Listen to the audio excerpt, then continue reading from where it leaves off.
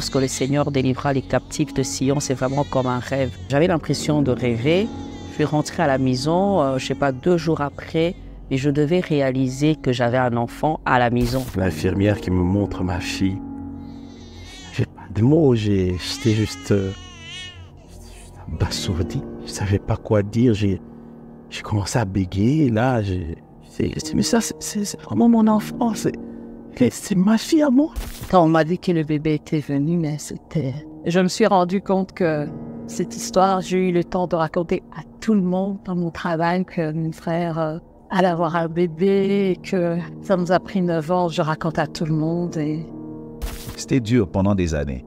Mais ce que j'ai aimé, c'est qu'ils ont continué à servir Dieu. On ne pouvait pas voir qu'il y avait cette douleur-là. Ils n'étaient pas tristes, ils servaient Dieu et ça encourageait. L'enseignement de la foi s'enrichissait. C'est facile de dire qu'on a la foi quand les choses marchent, mais il y a aussi une foi à développer quand les choses ne marchent pas comme on le voudrait. Mais pendant ces 8 ans, c'était comme une pratique de comment se vit l'attitude de foi. Des fois, on n'a pas de mots. Quand Dieu commence à faire des choses, des fois, on n'a pas de mots. On regarde et puis on réalise la bonté, la fidélité des dieux. Et on se dit qu'on a vraiment intérêt à s'accrocher à ces grands dieux parce qu'ils ne mentent jamais. Il faudrait que les stériles arrêtent tout le temps de ne penser qu'aux enfants, mais qu'ils pensent à Dieu, aux problèmes des autres, à adorer Dieu. Et un jour, Dieu va les bénir. Lorsque tu te concentres sur ton problème peut devenir ton Dieu.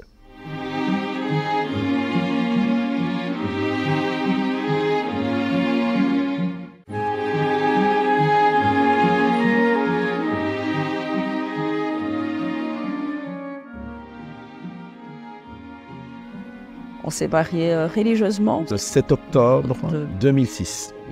Quand on s'est mariés, waouh, c'était un rêve pour nous. Un rêve qu'on désirait accomplir. Et puis voilà, on s'est lancé. Je me souviens que le jour du mariage, toute la famille était heureuse. Toute la famille. La famille, la belle famille. On s'est vraiment, vraiment réjouis ce jour-là. On a beaucoup dansé, beaucoup. On s'est vraiment laissé aller, c'était vraiment très merveilleux.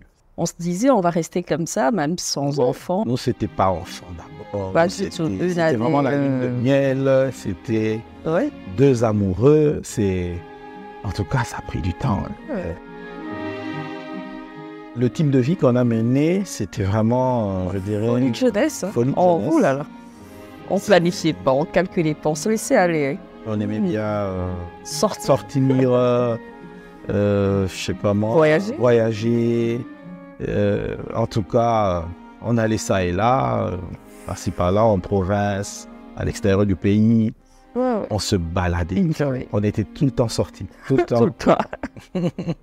Je me souviens que la 2e année, on s'est décidé, on s'est dit, on va y aller maintenant. On se préparait à en avoir. Et vraiment, c'était avec plaisir qu'on allait avoir un enfant. Et puis, à un moment, on s'est rendu compte que ça ne venait pas. Oui, ça ne venait pas. Moi.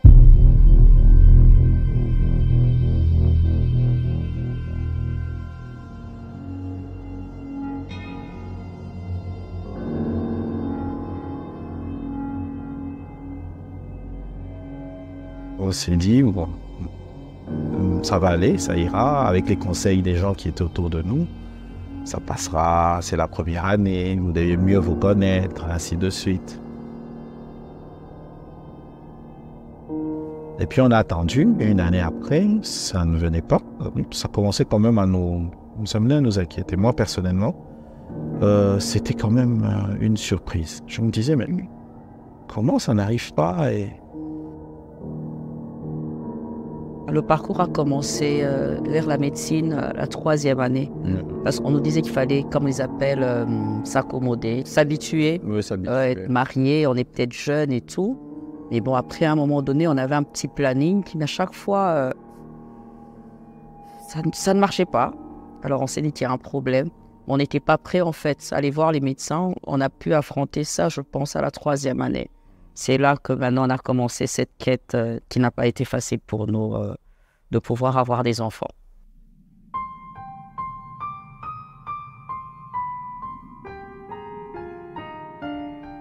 Vous savez, souvent, lorsque deux chrétiens profonds se marient, vous attendez que du coup il y ait des enfants et tout.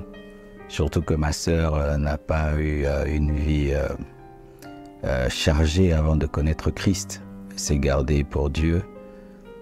Même avant son mariage, vraiment c'était une sœur en Christ très profonde. Et là, une année passe, pas d'enfant.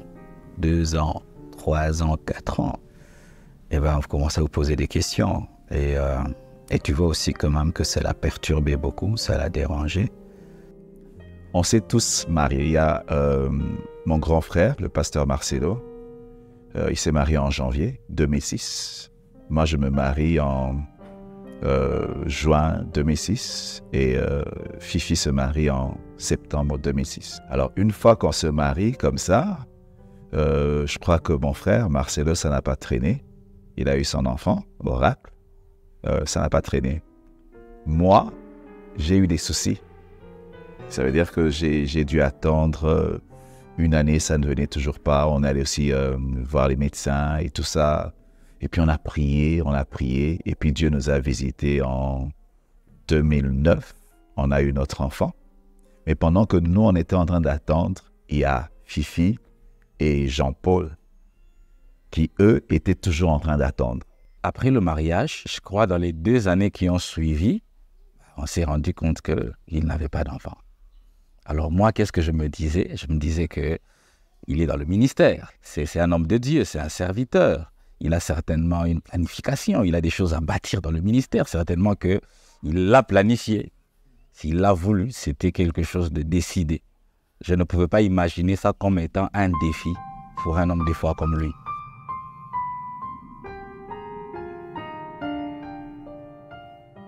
Il faut dire qu'en tant que femme, c'était lié au cycle et à l'âge. C'est vrai que je me suis mariée, j'avais la vingtaine, je dirais 28 ans. Et puis, plus les années passaient, je pouvais stresser par rapport à la ménopause et par rapport à tout ce que se disait autour de moi.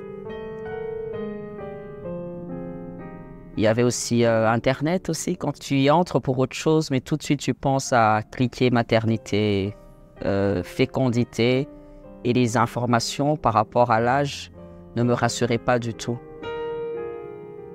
À un moment donné, je commençais à paniquer, je faisais toujours le petit calcul à qui j'aurais mon enfant et tout ça. Ça, en tant que femme, ça a vraiment trotté mon esprit.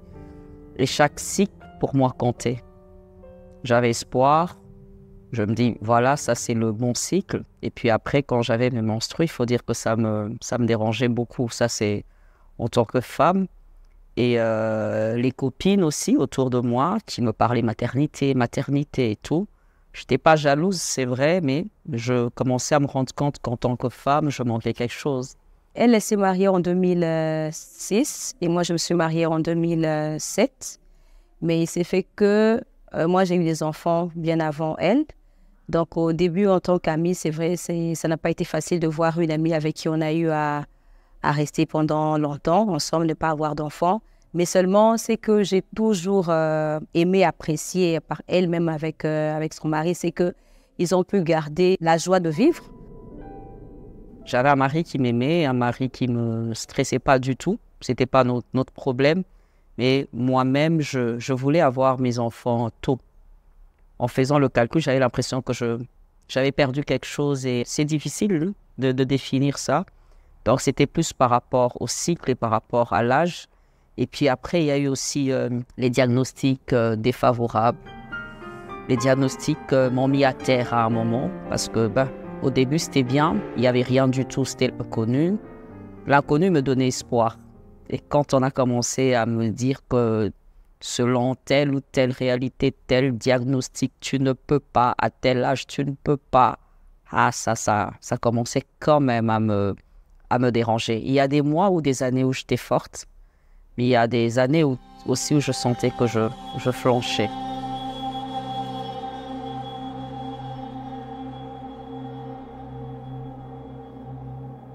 Il faut dire que voir une amie en train de pleurer par rapport à une expérience, c'est vrai, un moment, ça m'a affectée aussi. Mais on se rappelait de plusieurs promesses de Dieu. On a eu à prier ensemble, on a eu à recevoir plusieurs promesses de Dieu. En tout cas, Dieu n'arrêtait pas de dire qu'il allait faire quelque chose.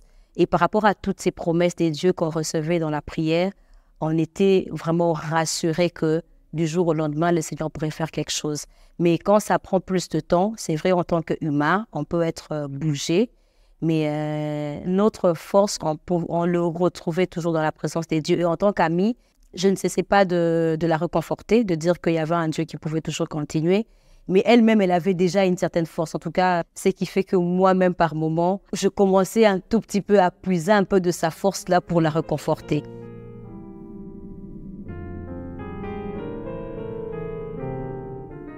Et dans le même temps, à l'église, on entendait dire. Alors moi, je prenais ça sur le compte des... Voilà, ils ne comprennent pas. Ils ne comprennent pas que quelqu'un peut planifier aussi de ne pas avoir des enfants pendant autant d'années et en avoir lorsqu'il le voudra bien. Une fois, je me souviendrai, j'étais en train de prester dans l'église. Je prestais avec fougue, je prestais de tout mon cœur.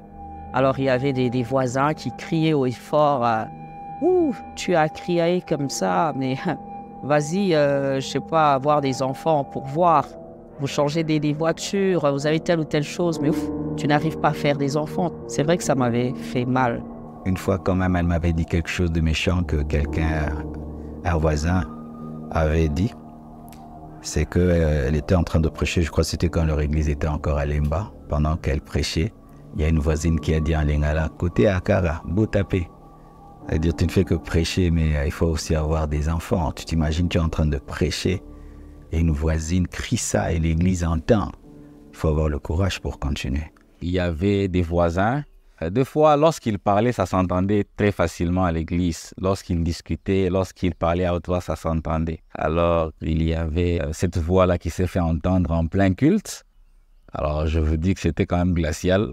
Vous vous rendez compte, en pleine prédication. Ça nous a indisposés. Je crois que c'était très dur pour eux, même s'ils ne le montraient pas, même si c'était pas devenu triste et tout, ils ont continué à servir Dieu. Mais je sais que c'était très dur. Ce qui est vrai avec le pasteur et maman Fifi, ils ont toujours été les mêmes, toujours constants. C'est comme s'ils n'avaient rien entendu. En fait, c'était plus nous que ça avait affecté, j'ai l'impression. Bah, en tout cas, chez eux, elle a continué à prêcher. Elle a continué à être joyeuse, comme elle l'est souvent, quand elle prêche. Malheureusement pour moi, ce n'est pas que je ne tombais pas enceinte, je tombais enceinte. Mais à un moment donné, j'avais des séries de fausses couches.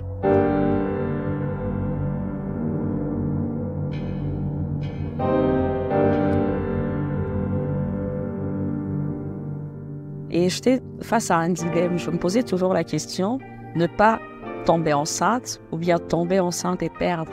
Mais pour moi, je considérais que c'était plus dur de tomber enceinte et de perdre. À un moment, je disais, mon mari, je préfère que rien n'arrive et que ça soit juste le bon. Mais j'ai eu espoir combien de fois? 4 reprises. Et c'était bien jusqu'à 11 semaines. J'étais joviale, surtout la première fois, mais c'était vive Jésus. On en a parlé dans ma famille, dans ma belle famille, tout le monde était content. Et après, j'avais perdu cette grossesse. Je devais non seulement porter ça, mais je devais aussi l'annoncer à mes frères et dans ma belle famille. Ça te dérange, ça te met à terre. C'était quand même dur, hein. Ils disaient ça après autant d'années. Et puis vous perdez encore. Mais j'étais là-bas pour les encourager. C'était dur, mais je disais que non, on les encourage, ça va aller. C'était un signe qui montrait qu'il va conserver. Je me souviens une fois, lorsqu'elle revenait peut-être du médecin, où le médecin pouvait dire qu'il y avait fausse couche. C'est vrai, même quand elle m'appelle, je peux sentir que c'est normal, c'est humain. Elle pouvait être vraiment déprimée, c'était difficile pour elle. Mais 2 jours ou 3 jours après, quand vous pouvez vous revoir, vous pouvez la sentir en elle qu'elle avait encore cette force. C'est pour ça que je dis, pendant ce moment où il y avait des fausses couches, où c'était compliqué, il y avait des diagnostics très compliqués, par moments, même moi qui étais à côté d'elle, des fois tu pouvais être effrayée, mais tout en sachant qu'il y avait un Dieu capable. Et ces dieux-là, elle pouvait avoir peur, mais elle avait confiance qu'il y avait un Dieu qui pouvait répondre à ses prières et être là pour pouvoir faire quelque chose pour elle.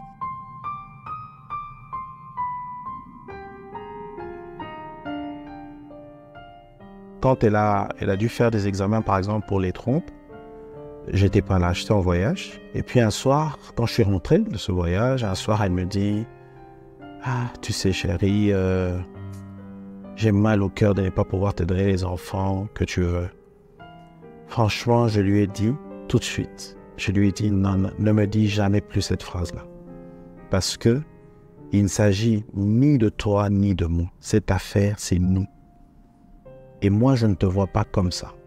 Pour moi, enfant ou pas enfant, tu es ma femme, je t'ai épousée et c'est avec toi que je veux vivre. » Pour moi, c'était une épreuve où je devais soutenir ma femme. Mon problème n'était pas les enfants qui n'étaient pas là, mais mon problème, c'était elle. Quand elle était triste, moi, ça me rendait triste. Et je m'arrangeais à tout faire pour qu'elle ne soit pas triste. On est attaché lorsque quelqu'un à qui vous êtes attaché passe des moments comme ça, surtout que je ne suis pas étranger à ça. Nous avons eu ce challenge, mais en miniature, parce que nous, c'était seulement 2 ans. Eux, ils ont fait 9 ans. J'ai vu ma femme pleurer. J'ai vu la souffrance d'une femme qui n'a pas d'enfant. J'ai vu aussi ma peine, et les hommes expriment leur peine différemment. Je pouvais projeter ça sur eux et un peu plus amplifier parce que c'était dur pendant des années. Mais ce que j'ai aimé, c'est qu'ils ont continué à servir Dieu. On ne pouvait pas voir qu'il y avait cette douleur-là. Ils n'étaient pas tristes, ils servaient Dieu et ça encourageait. Le plus dur pour moi, ça a été l'inaccomplissement. Ouais. C'est-à-dire, c'est comme un chemin que vous prenez mais qui n'aboutit pas. Parce que quand on est allé à plusieurs reprises chez les médecins, c'est toujours un autre qui trouvait un truc de plus, mais à la fin, il n'y avait pas de solution. Ouais.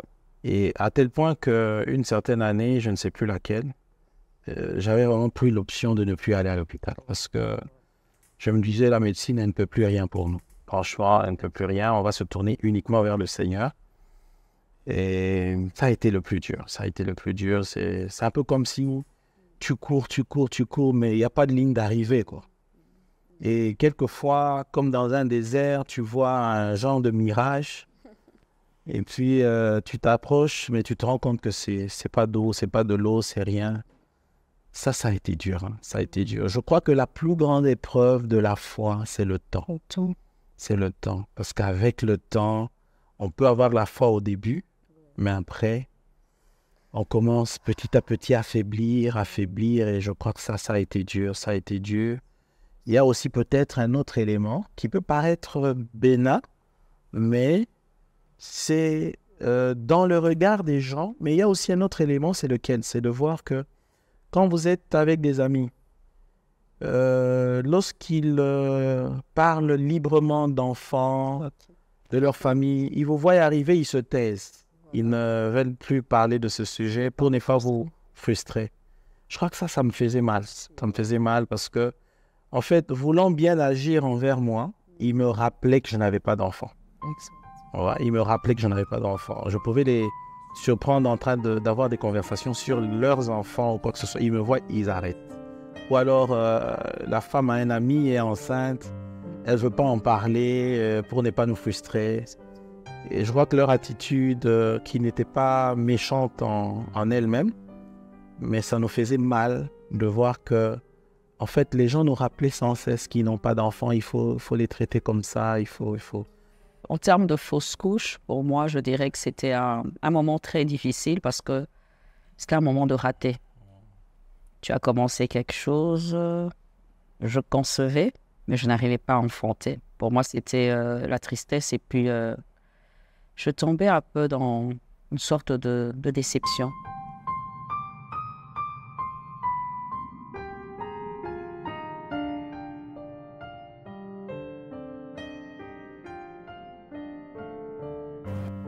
Je devais gérer les douleurs parce qu'à la 10e semaine, j'avais mal. Ça se passait 12e semaine, je perdais mes grossesses. Alors à la 10e semaine, j'avais mal. Je devais aller à l'église avec ces douleurs où je me disais peut-être que ça va passer cette fois-ci, je vais porter mon enfant. Je vais passer les 11 semaines.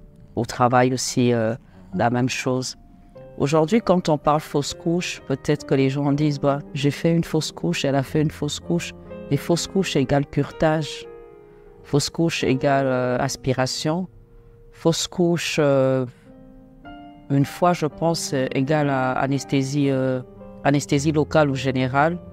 Et tu as mal après, mais tu sors de là sans enfant. Il y en a qui sortent de là avec des enfants. Toi, tu sors de là sans enfant. Et pour moi, ce n'était pas certain que le mois d'après, je devais concevoir, je devais encore attendre.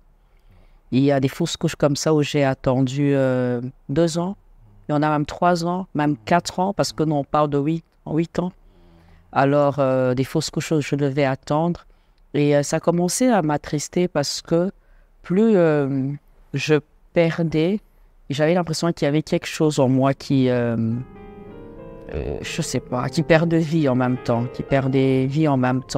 Et tomber enceinte commençait aussi à me traumatiser parce que je me disais, je vais tomber enceinte, mais est-ce que je vais garder cette grossesse? Alors nous, on jubilait pas. Une grossesse, on jubilait pas forcément. C'était, on jubilait à 50% ou même, je sais pas, 40%. Parce que pour nous, la certitude, ça devait être avoir des enfants. Alors, je me souviendrai toujours de cette dernière fausse couche. C'était à la maison. Déjà au travail, j'avais mal, j'avais très mal. Et je me dis, je vais quand même aller à l'église. On est allé à l'église. Et en route, déjà, je savais que j'étais en train de perdre. Mais j'avais espoir. Je disais, non, j'ai des douleurs, mais ça va passer. Je vais enfanter. Et au milieu de la nuit, ça n'allait pas du tout. Jusqu'à même à 2 heures du matin. 2 heures du matin, j'avais tellement mal. Je suis entrée dans la salle de bain. J'ai remarqué que je commençais à saigner. On ne pouvait pas aller à l'hôpital parce que je saignais déjà abondamment.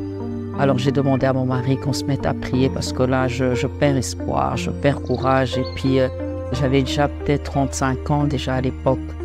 Alors j'avais très mal. J'étais en train d'hurler, je me souviendrai. Hurler, j'avais mal. À un moment donné, j'avais tellement pleuré. J'ai dit à Dieu, donne-moi seulement la force de dormir. Seigneur, je vais dormir. Seigneur, j'ai tellement mal. Seigneur, je vais dormir. Donne-moi la force, je veux juste dormir. J'étais fatiguée en fait de perdre. Alors, j'ai dit à mon mari, toi tu continues à prier, moi je vais dormir. J'ai essayé de m'endormir, mais j'étais en larmes. J'étais vraiment en larmes. Alors au milieu de la nuit, c'était entre le sommeil, entre tout ça et tout. Et très tôt, mon mari me dit, on doit quand même arriver à l'hôpital. On arrive à l'hôpital, l'anesthésiste était en route. Le temps qu'il arrive, il arrive. Alors on me dit, on doit tout nettoyer, Alors pendant qu'il faisait son travail, j'étais sous anesthésie. J'étais comme dans une bulle. Et j'avais l'impression que je percevais des choses. Et tout d'un coup, il y avait comme un calme. Une certitude, une paix qui envahissait mon cœur. Et c'est comme s'il y avait une voix qui me disait tu vas réconforter plusieurs, tu vas sortir d'ici et tu vas réconforter plusieurs. Je veux te donner un message de réconfort. Et je me disais, Seigneur, je sors d'ici main vide, j'ai pas d'enfant, j'ai pas un témoignage, j'ai rien du tout. Et puis à un moment donné, quand ils ont fini tout le travail, j'ai dit à mon mari, regarde ce que j'ai vu, et on me dit réconfort. Le Seigneur me dit que je veux réconforter plusieurs. Il me dit, ah d'accord. On est rentré à la maison, arrivé à la maison, c'est comme si cette vision, cette voix était constante dans mon esprit et dans mon cœur. Et j'ai noté quelque part réconfort. Je lui ai dit, j'ai un message de réconfort. Je veux réconforter les couples sans enfants. Et lorsque le Seigneur nous visitera, on fera une émission, des moments comme ça de partage. Voilà, on est dedans, où on va réconforter plusieurs couples qui passent par ça, qui n'ont plus espoir, qui n'ont plus espoir, qui ont tout essayé, et comme nous, et voilà que le Seigneur pourra agir aussi en leur faveur. Et là, c'était une dernière fausse couche. Après, je n'ai plus des dernières fausses couches. Ce qui fait qu'après, quand je suis tombée enceinte, c'est comme si, en tenant ma fille dans mes bras, je dis « Seigneur, merci pour ce réconfort, merci pour ça. Moi aussi, je serai là pour porter les autres coups, prier avec eux et prier pour eux. » C'est un peu ça, c'est en même temps une période sombre, difficile, mais moi qui m'a fortifiée, qui m'a rendue forte et sensible, je pense, aussi à la peine des autres. Aujourd'hui, j'en parle, c'est un livre ouvert parce que je suis passée par là, j'ai pleuré, j'ai ressenti l'incertitude. J'étais à un moment donné comme dans une bulle où en même temps je servais Dieu, en même temps j'étais chrétienne, j'avais des gens qui priaient pour moi, j'avais un mari qui m'aimait, mais je n'avais pas la formule qu'il fallait pour avoir des enfants. Et face à cela, je dirais que les diagnostics défavorables, mais surtout les fausses couches ont été très, très, très difficiles à vivre pour moi. Quand on a quelque chose, on aime garder tout de suite. On aime garder. Et on me demanderait aujourd'hui, qu'est-ce qui est plus facile? Attendre et tomber enceinte après 10 ans, concevoir, ou bien en avoir autant comme ça, comme moi, des fausses couches, des ratés qui te donnent espoir et finalement ne rien avoir, je ne sais pas. Je pense que c'est toujours difficile.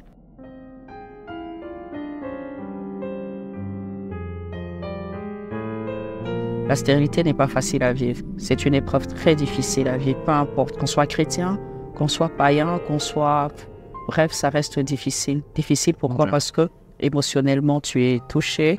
Physiquement, tu es touché. Les diagnostics, oui, mais les examens aussi font très mal.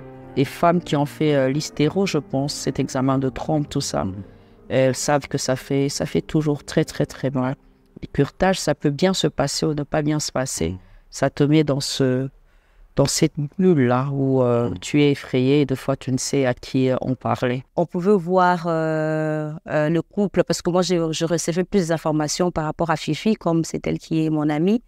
Elle peut te raconter une situation qui venait de se produire par rapport à un diagnostic, mais le jour après, elle peut te dire qu'elle devrait prêcher, elle devrait aller encore servir Dieu, elle avait une prédication à préparer. Ben là, pour moi, j'ai trouvé ça vraiment comme une source d'inspiration pour dire que on peut avoir autant de problèmes, on peut passer par plusieurs challenges, mais si on peut être capable de pouvoir s'accrocher encore au service des dieux, et c'était quelque chose de vraiment magnifique, et c'est quelque chose qui m'a au fait plus marqué aujourd'hui, et je peux me dire que dans la vie, on peut avoir des difficultés, mais qu'on ne peut pas abandonner Dieu ou abandonner le service pour Dieu.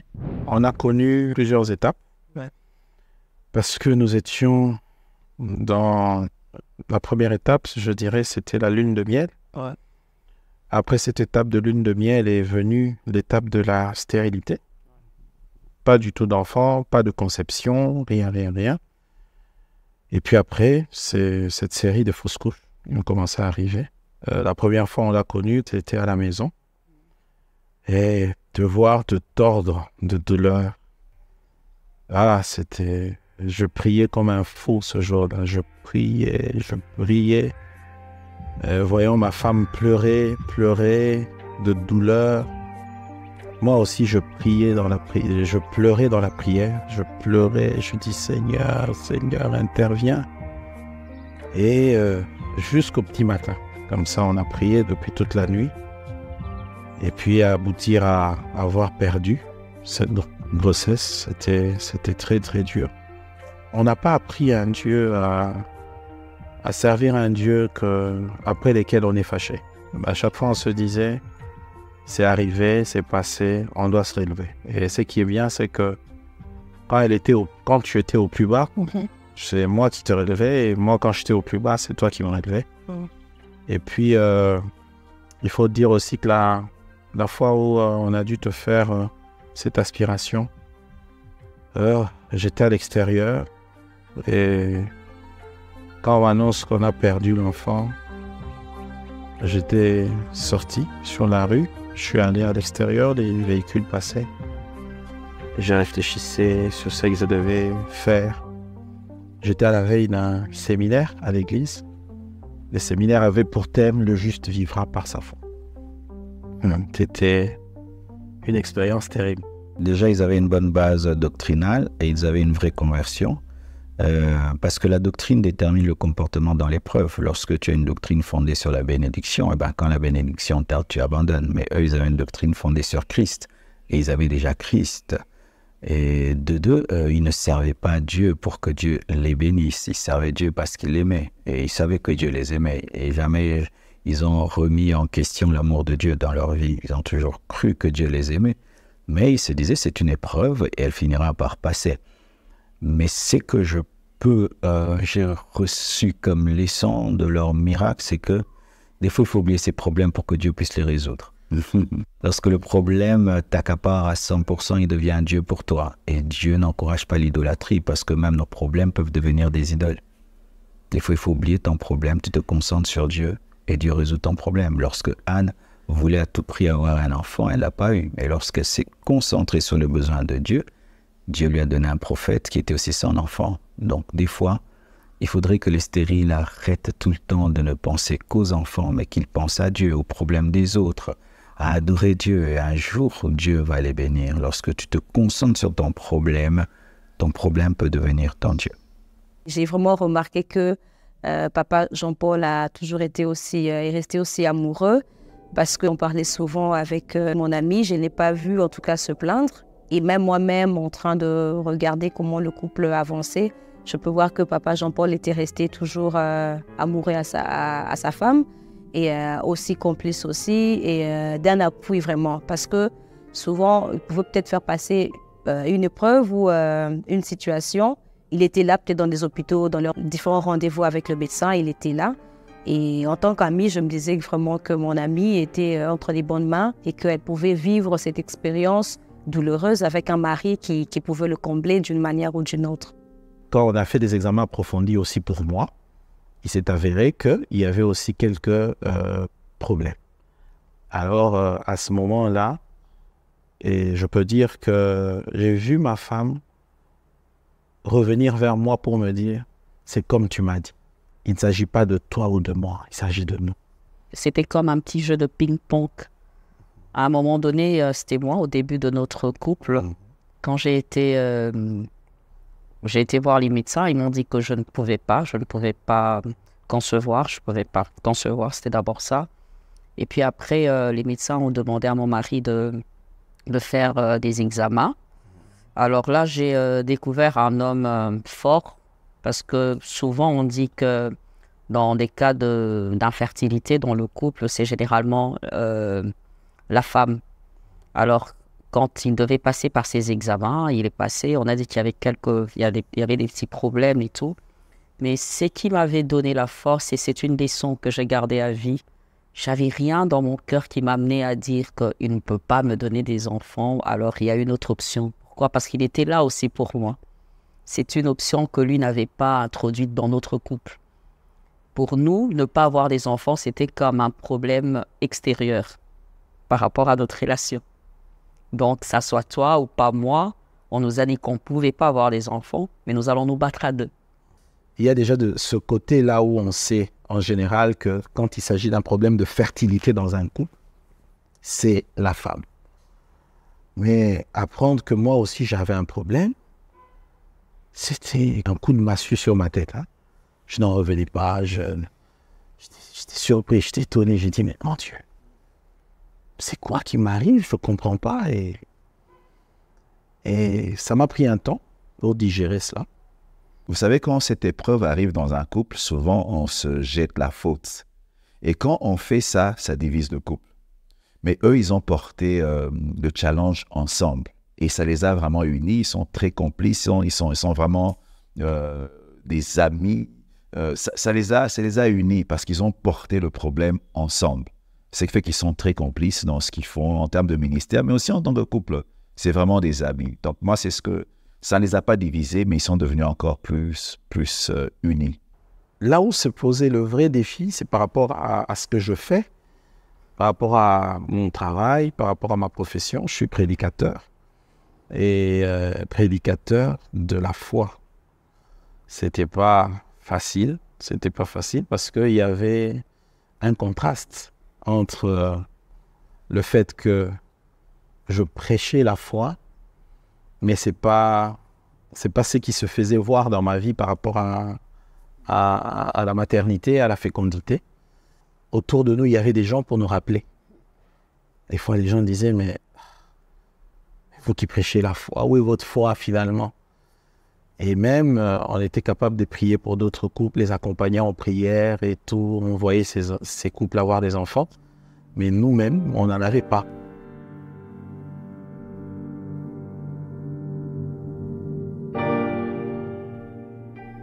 Pendant 8 ans d'attente de l'enfant, du couple, pasteur Jean-Paul et maman Fifi, du point de vue personnel, je crois qu'il y a eu une évolution, je dirais, dans le message de la foi que nous percevions. Alors, avec le temps, l'enseignement de la foi s'enrichissait, je peux le dire.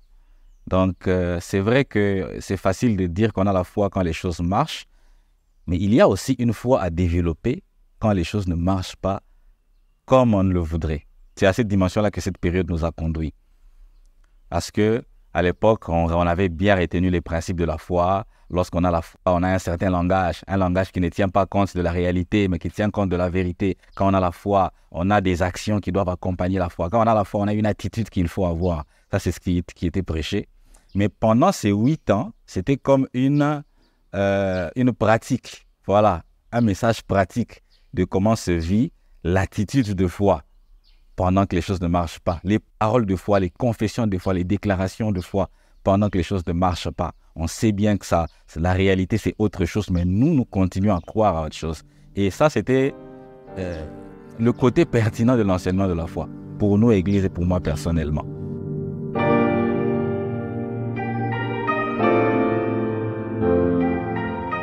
Pour mon cas, c'est vrai, c'est pas pour bien faire ou bien le dire. J'ai pas eu une ma belle famille qui m'a stressée, pas du tout. Moi, donc j'ai eu cette grâce. Ma belle famille, ma belle-mère et mes beaux-frères, belles-sœurs, j'ai jamais eu ce problème-là. Donc moi, la bataille, ou bien j'étais plus confrontée au boulot, c'était peut-être des clients. Et puis des connaissances éparses comme ça, c'est-à-dire des gens qui te disent à tel âge tu peux pas, quand tu as ça tu peux pas, quand tu as ça tu peux pas. En fait, je pense que c'était plus ça. Et puis toi-même, l'âge, il y avait aussi ça. Comme nous sommes des personnes publiques, c'est-à-dire des gens qui parlent en public et tout, ce sont plus des tierces personnes en fait qui nous voyaient fort et qui pouvaient nous rappeler. Vous n'avez pas d'enfants.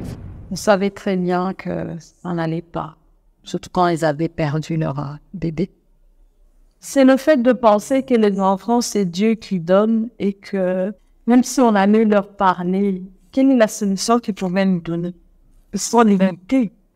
Par rapport à ma belle famille, moi non plus, je n'ai pas eu de problème. Parce que, en tout cas, j'ai une belle famille. Déjà, ses frères sont des potes pour moi. Et encore, ses sœurs, ça va, on parle très bien. Les parents aussi. Donc, on n'a vraiment pas eu ce problème. Nous, on est une famille assez spéciale. On ne partage pas trop les douleurs.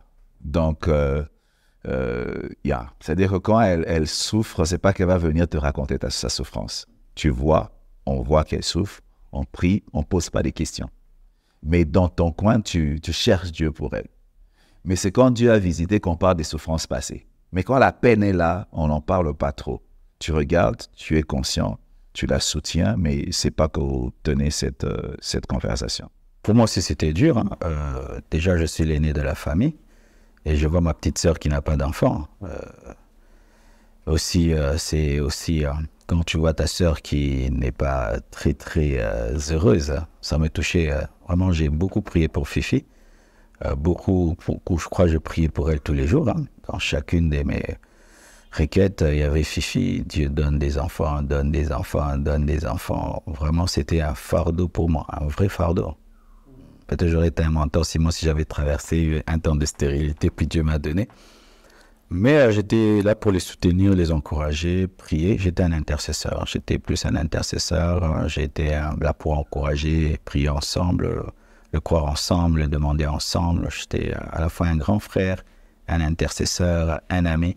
C'était tellement close entre nous que les belles familles n'en savaient rien. Ouais. Ils me demandaient, mais dites-nous, c'est qui le problème? C'est personne, c'est personne. C'est personne, c'est ni elle, c'est ni moi, ça viendra, ça viendra. À la 8e année, l'option a été prise. On s'est dit, on va faire un voyage pour des soins, tout ça. On s'est regardé, ouais, un peu plus poussé, parce qu'on s'est dit que tout ce qu'on faisait là, peut-être c'était pas ce qu'il fallait. Alors on va y aller dans un centre vraiment de fertilité, tout ça. On s'est regardé et j'ai dit à mon époux, j'ai dit, ben, c'est bien, mais je veux qu'on passe des moments de prière, un bon moment de prière, de jeûne et tout, et que le Seigneur nous oriente. Et avant d'y aller, que l'on fasse des examens encore ici, comme ça, on va y aller là-bas avec des diagnostics et tout. On a pris des moments de prière, on a eu à parler. Et il faut dire que parler fécondité après 8 ans comme ça, sans enfant, ce n'est pas évident. Remettre ce dossier sur la table, c'est pas évident. Ça me rappelle toujours c'était la Sunamite qui pouvait dire au prophète ne mens pas à ta servante. On avait l'impression que c'était devenu pas vraiment un mensonge, mais on ne voulait plus qu'on nous parle des enfants. C'était comme si ça nous passait. C'était déjà une plaie, c'est comme si ça nous passait.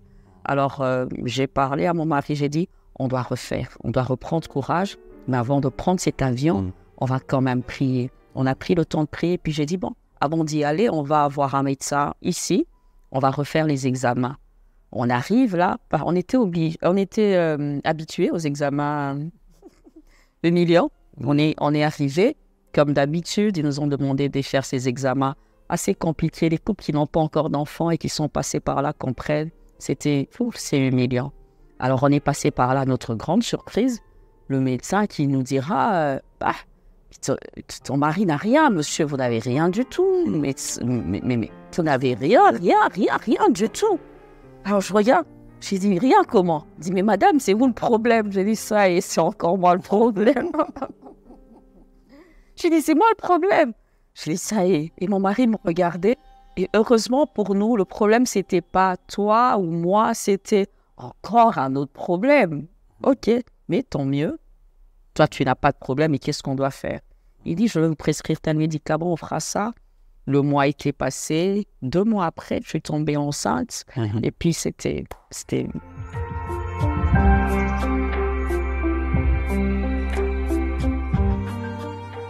Quand j'ai appris que Fifi était enceinte, en tout cas, c'est vrai, j'en avais de larmes. J'en avais de larmes parce que c'est vrai, aujourd'hui, on peut avoir un témoignage, quelqu'un en train de témoigner. Mais par moments, le parcours ou bien tout ce qui s'est passé, on n'a pas d'idée. Alors moi, c'était vraiment la joie et c'était en même temps de larmes. Et je m'étais vraiment rendu compte qu'il y a un Dieu fidèle, un Dieu qui est capable de faire des choses au moment où peut-être on s'entend les mois. À la 8e année de notre mariage, j'étais encore en faculté. Je suis allé voir mon directeur. Et puis voilà, je lui ai demandé une prière. J'ai dit aujourd'hui, c'est mon 8e anniversaire. Il était seul. Et puis je l'ai vu. Il m'a regardé dans ses yeux. Il m'a dit, 8 ans, vous n'avez pas d'enfant? Il dit non, je ne vais pas prier pour toi comme ça. Il faut que Fifi et toi, vous veniez à la maison. Il faut que vous veniez. J'étais étonné de voir qu'il y avait quelqu'un qui nous avait porté. Ça fait du bien. Aussi facilement. Être porté. Oui, c'est quelqu'un qui a beaucoup d'occupations, qui est très occupé, qui n'a pas beaucoup de temps. Mais tout de suite, il nous a aimés. Il nous a reçus chez lui avec sa femme. On a mangé ensemble, on a passé du temps ensemble, tu te souviens? C'était vraiment incroyable. Et des gens d'une humilité incroyable. Ils étaient vraiment juste magnifiques. Et ils nous ont écouté notre histoire, on a échangé, on a parlé, puis à la fin, ils ont prié pour nous. Et c'est 2 mois après que tu tombes enceinte de notre premier enfant.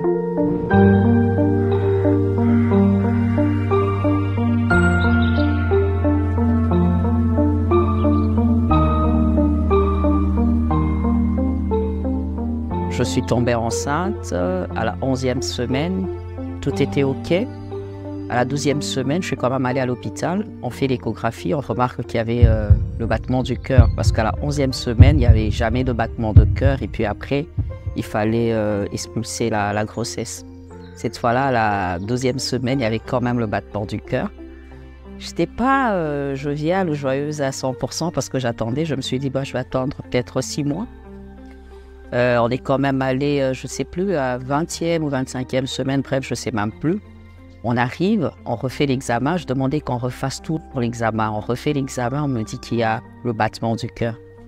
On refait l'échographie pour voir si tout était OK. Tout était OK. 7 mois par là, on demande de faire l'échographie pour qu'on fasse la layette parce qu'on avait déjà quelques vêtements. On fait l'échographie, on nous dit que c'est une fille. Je dis, c'est une fille? On avait déjà un nom, c'était Believe. Believe, c'est une fille. Mon mari me dit, c'est une fille. Je dis, ouais, c'est une fille. OK. Gloire au Seigneur. On attend une fille, tout ça. Le mois d'après, on nous fixe rendez-vous. Je devais accoucher. Là, au 7e mois, j'avais quand même l'assurance déjà. J'étais passée à autre chose. Je sentais même que je suis passée à autre chose, une autre étape maintenant d'enfantement. J'avais plus le stress de perdre tout ça. Et puis la grossesse, elle était bien visible. Les gens me regardaient, ils étaient contents. Ils étaient contents à l'église, dans ma belle famille, partout et tout. Les gens étaient contents. J'étais très content. J'ai commencé à acheter des layettes. Et chaque fois, je n'achetais plus mes histoires. J'allais seulement pour ma petite fille qui va arriver. Je n'étais pas au courant qu'elle était enceinte. J'ai été au courant un peu plus tard. On m'a dit qu'elle était enceinte. Et bon, c'était la joie, l'attente. Donc, pour moi, tant que l'enfant n'était pas sorti, ce n'était pas encore fait. Alors, on veillait beaucoup. Ça va? Comment ça se passe? Tout ça? Il n'y avait pas eu de manifestation ostentatoire du moment où il n'en parlait pas. On a juste constaté que la grossesse était là. On se réjouissait chacun en silence. On se disait, Dieu a été fidèle, Dieu a agi. Depuis le moment où on a été maintenant sûr qu'on allait avoir un bébé, après l'échographie qui a confirmé qu'il n'y avait plus de problème de battement, j'avais le sentiment d'être passé à une autre étape. Ouais. Et on commençait à se préparer à avoir un enfant. Et j'allais tout le temps sur Internet voir comment être un bon père, comment être ceci. J'essayais d'apprendre un peu à jouer bien mon rôle quand l'enfant viendrait. Alors, on fixe la période ou la date pour l'accouchement. Je vais et puis j'avais ma fille qui ressemblait à son papa, beaucoup même.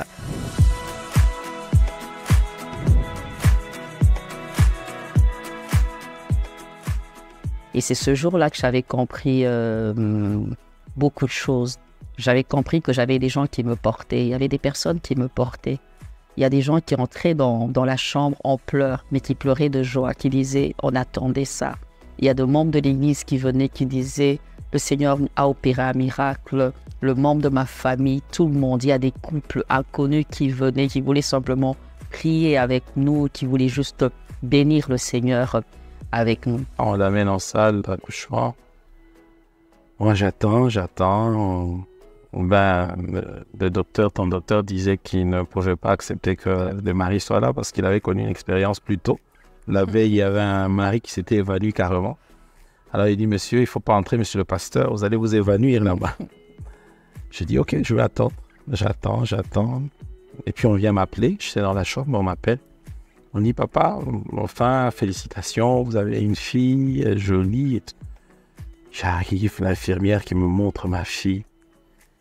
J'ai pas de mots, j'étais juste abasourdi. Je savais pas quoi dire. J'ai commencé à bégayer. Là, d'habitude, je parle normalement, mais je commence à bégayer. Mais ça, c'est vraiment mon enfant. C'est ma fille à moi. Je n'en revenais pas. Et jusque-là, ça allait. Et puis après, bon, ok. On a dit le temps qu'on la prête. Et puis, voilà, on va l'amener en chambre. Et puis, je suis rentré en chambre. Et là, j'ai vu ma belle-mère qui est arrivée. Et elle m'a juste demandé de savoir est-ce qu'elle a accouché déjà. Oui, elle a accouché. Elle a regretté de ne pas avoir été là, mais en fait, quelques minutes plus tôt, voilà, on se retrouvait avec elle dans la chambre d'hôpital. Elle s'est mise à prier. Elle a prié. Elle a prié, elle priait en swahili. Et moi, j'étais juste à côté, je l'écoutais. Jusque-là, ça allait. Mais l'émotion a été forte. Lorsqu'elle a mis sa main dans son sac, elle a sorti une robe qu'elle avait cousue de ses propres mains pour une petite fillette. Elle m'a dit, le Seigneur m'avait dit, ça sera une fille. Et ça fait 6 ans que je me promène avec ça. Je l'ai toujours dans tous mes sacs. Et pour moi, c'est ma prière pour demander à Dieu un enfant pour mes enfants. Je t'assure que quand elle a fait ça, et c'était la première fois. Ouais. Dans cette expérience, j'ai vu des larmes couler. J'ai dit, maman, c'est pas vrai, 6 ans. Elle m'a dit oui. Et ensemble avec elle, on s'est mis à adorer le Seigneur, on a commencé à signer, on a commencé à bénir le Seigneur. Alors qu'il va à l'église, le pasteur fait un appel. Il dit que les femmes qui n'ont pas d'enfants, qui viennent devant, on va prier pour eux. Et puis on voit une vieille dame passer devant, c'était notre mère. Mais les gens se disent, mais on connaît tes enfants, mais tu viens faire quoi? On sait que tu as des enfants. Elle dit à l'homme de Dieu, je suis là pour ma fille. On a prié pour elle, et puis elle est partie, et puis elle dit que Dieu était venu lui parler, disant que je veux donner une fille à ta fille. Quand Dieu exauce, ce n'est pas seulement par rapport à tes prières. Il y a beaucoup de gens qui travaillent. Il y a des gens qui t'aiment, il y a des gens qui tiennent à toi et qui portent la chose. Chacun fait quelque chose quelque part. Et je me dis, cet exaucement, c'est le fruit de beaucoup de choses que plusieurs personnes ont eu à faire afin que Dieu puisse les visiter. Un grand frère qui était en contact avec moi, qui a appelé, et toute la famille, ils appelaient à ce moment. Ma mère n'était pas sur place, elle était en Afrique du Sud. Et puis depuis tout le temps, elle appelait. Mais c'était des larmes et des larmes. Je me rappelle même que pour ma mère, elle attendait ça depuis longtemps. Elle disait que quand les enfants ne venaient pas, elle mourait à petit feu. Et le jour où elle a appris la nouvelle, dès qu'on lui annonçait, elle était en Afrique du Sud. Elle a tellement crié de joie avec ses voisins que certains voisins ont appelé la police. Pour ta page. Quand je me suis réveillé, on a dit, oh, ça va, il est là et tout ça. Ah, j'étais content. Et j'ai dit à ma fille, maintenant, moi, je n'en... Quand on m'a dit que le bébé était venu, mais c'était... Je me suis rendu compte que cette histoire, j'ai eu le temps de raconter à tout le monde dans mon travail que mon frère allait avoir un bébé et que ça nous a pris 9 ans. Je raconte à tout le monde et c'était la joie. C'était vraiment la joie. On a loué le Seigneur. C'était un moment vraiment, je ne sais pas comment l'expliquer, mais c'était une joie incroyable. À la naissance, nous, on a reçu la nouvelle. Donc, on a eu un message, en tout cas les responsables, que voilà, Billy Rose est né. Et là, vraiment, c'était des actions de grâce, c'était vraiment des louanges, c'était ça. Et l'annonce à l'église a été faite après. Au milieu de la nuit, j'étais séparée avec ma mère. À un moment donné, elle m'a juste laissé le temps de faire mon deuil, je pense. Elle m'a laissé un moment de calme et je n'arrivais pas à allaiter ma fille. Je ne savais pas comment on faisait, comment on devait allaiter. C'est comme si j'ai vécu avec cette douleur, ou j'avais vécu avec cette douleur autant d'années que je n'avais jamais fait mon deuil. Et ma mère avait su et elle savait que c'était important pour moi. Alors, à un moment donné, elle me laisse tranquille. J'essaie d'allaiter la petite me regarde. Elle me fixait. Elle me fixait. À un moment, je dis, pourquoi tu me regardes? Je faisais ça, pourquoi tu me regardes? Elle me fixait. Plus elle me fixait, je revivais les moments d'humiliation, de moments de pleurs. À un moment donné, j'ai craqué, j'ai pleuré. C'est ce jour-là que j'avais fait mon deuil. J'ai pris ma fille, j'ai pleuré, j'ai dit, Seigneur, je me rends compte que quand j'étais en larmes et que je priais, tu étais là, tu as toujours été là. J'étais sur des nattes à l'église, j'étais humiliée, j'avais des diagnostics compliqués, Seigneur, tu as toujours été là. Ma fille me fixait, elle me fixait, je pleurais. C'est ce jour-là que j'avais compris que j'avais un poids.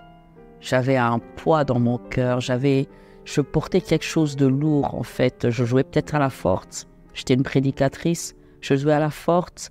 Mais ce jour-là, j'avais l'impression que le Seigneur voulait ôter quelque chose là et tout.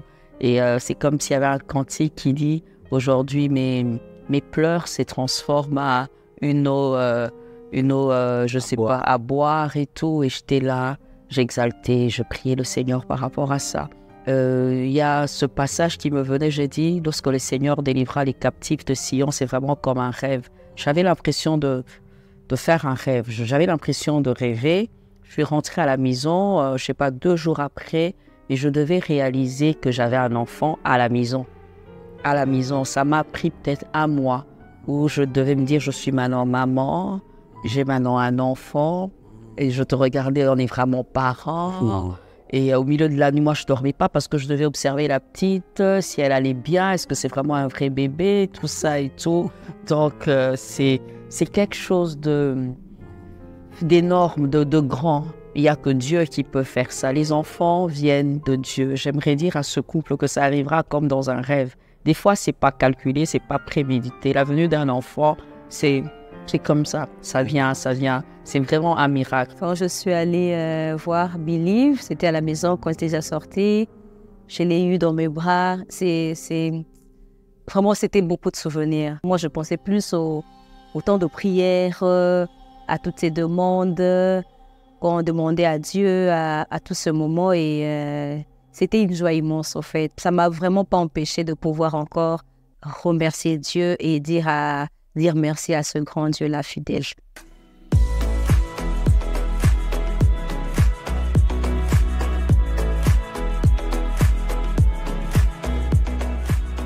C'était vraiment une grâce. 2 ans après, son petit frère est arrivé, Chris. Et là, on a toujours dit que c'est un bonus. C'est vraiment le Seigneur qui nous a fait grâce, sans aller à l'hôpital, sans avoir consulté le médecin, sans rien. Pouf! On apprend que Chris est là, quoi. Mais une grossesse incroyable, sans problème. Et cette fois-là, c'était un garçon. Et quand il est né également, c'était la liesse. C'était vraiment, non mais, vraiment Dieu nous a visités. Vraiment, le deuxième est venu comme ça. Moi, j'ai appris ça même bien après. C'était un deuxième miracle et c'était juste magnifique. Des fois, on n'a pas de mots. Hein. Quand Dieu commence à faire des choses, des fois, on n'a pas de mots. On regarde et puis on réalise la bonté, la fidélité des dieux. Et on se dit qu'on a vraiment intérêt à s'accrocher à ces grands dieux parce qu'ils ne mentent jamais. Vraiment, pour leur cas, je crois que la médecine avait échoué. C'est vraiment... Après, c'est Dieu. Pour eux, j'ai senti ceci, c'est que lorsqu'ils voulaient les enfants, hein, ils sont allés voir les médecins et ils les demandaient tout le temps. Ils ne les avaient pas eu. Mais lorsqu'ils ont oublié et se sont concentrés sur Dieu, sur l'œuvre de Dieu, sur les problèmes des autres, sur les fidèles, que le miracle est arrivé. Mais je ne pense pas que c'est une prouesse médicale. Je ne pense pas que c'est l'argent qui a fait quelque chose. Moi, vraiment, ces 2 enfants sont 2 miracles de Dieu. 2 miracles, 2 prodiges de Dieu. Au début, moi, quand j'ai eu ma fille, elle était spéciale. Hein. Mais maintenant, je me rends compte que c'est un enfant comme tout autre enfant. Hein. Elle a des caprices, elle fait des bêtises et tout. Et puis, je regarde mon mari, je dis, on a attendu 8 ans, mais c'est un enfant. Alors, tendance à vouloir la gâter un peu trop. Au début, c'était ça. Ouais. Ce qui fait que même dans les premières années après, quand elle a grandi, elle devait rejoindre sa chambre. Elle n'allait jamais dans sa chambre. Ouais, on a déforgé, hein, l'aînée. Toi, tu voulais toujours qu'elle soit à côté pour venir. Elle était là. Et l'enfant en a profité pour garder cette affection avec nous. Elle ne voulait du tout pas aller dans sa chambre. Ouais. C'est seulement avec son frère qui est venu après. Qui a dû payer, quoi. Qui a dû payer. Alors, dès qu'il est né après, dans le berceau, c'était dans sa chambre. Ce qui fait que même aujourd'hui, il est très autonome. Ouais. Par rapport à l'aîné. Hein. Par rapport à l'aîné. Parce que l'aîné est trop attaché à nous. Et bon, en tout cas, il faut dire qu'au début, on s'est laissé avoir, si on peut dire ça comme ça. Mais quand il faut punir, on punit. Hein. En tout cas, non. Ouais. On est sévère, on est parfois très, très strict avec eux. Parce qu'en même temps, les aimer, comme disait quelqu'un, l'amour est aussi sévère. Tu vois, aimer, ça ne veut pas dire toujours oui, oui, oui, oui, parce que finalement, on va les gâter. Et on ne voudrait pas non plus avoir attendu toutes ces années, 8 ans, à la 9e année, on a des enfants pour les voir devenir délinquants, mal éduqués, mal élevés. Non, je ne pense pas. Je pense que par la grâce de Dieu, puisqu'on les aime, on veille à ce qu'ils aient aussi un bon encadrement. Et quand il faut punir, il faut réprimander, on le fait.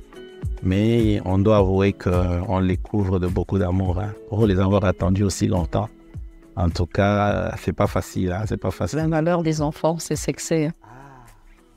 Je me rends compte que c'est le Seigneur qui donne les enfants. Les enfants viennent de Dieu. Ouais. Les enfants sont une bénédiction qui vient de l'Éternel. C'est pourquoi je dis encore à ces couples de faire quoi? De s'attendre au Seigneur, parce que les enfants viennent de Dieu. Yeah. Les enfants viennent de Dieu. Peu importe l'état de la matrice, peu importe le diagnostic défavorable, quand Dieu décide, en tout cas, il le fait. Et c'est Dieu qui donne les enfants. C'est très vrai. Tu te souviens qu'il y a un médecin qui nous avait prescrit ce qu'il fallait faire, un gynécologue, je crois. Ouais. Mais après qu'on ait tout suivi, il n'y avait rien. Après, il n'avait vraiment pas de réponse pour nous. Donc, ça nous montre que la médecine a ses limites. Et les enfants viennent de Dieu. De Dieu. Exactement.